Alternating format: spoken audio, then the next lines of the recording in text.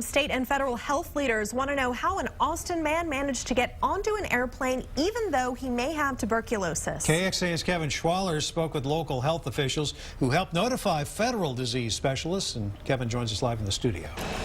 Travis County health officials confirm they referred the case to the Centers for Disease Control, and the man in question is from Austin. Now, this ended with a man being put on what's called a do not board list in mid-flight, similar to a do not fly list. 70 passengers on the U.S. Airlines flight were briefly kept on that plane in Phoenix. Now, here is the minute-by-minute timeline. The CDC got alerted about the traveler on November 30th at 11 a.m. Where he wasn't known. A conference call with state health officials happened at 1:45. Then there was a request for CDC approval at 2:30. 40 minutes later, it was off to the Department of Homeland Security.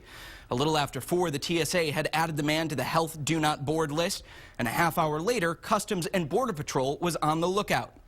The only problem, the man's first leg of travel had started about an hour before that at 3:35. And we found Travis County Health and Human Services found out about this and tried to contact the patient well before the flight.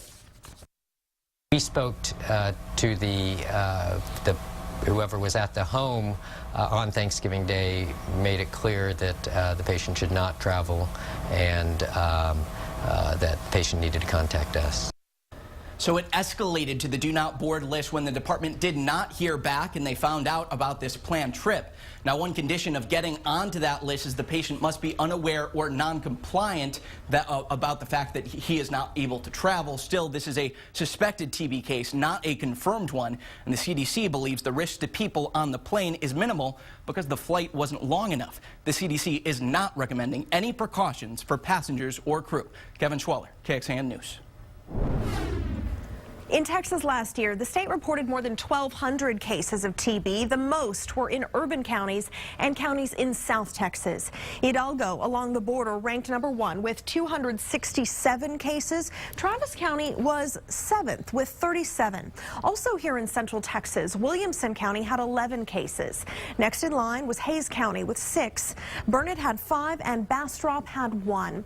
Those numbers are very small compared to the U.S. total. The CDC says it was nearly 10,000 cases last year.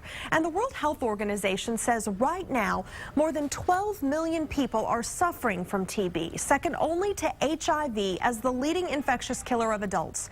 Most new cases last year were in Asia and sub-Saharan Africa.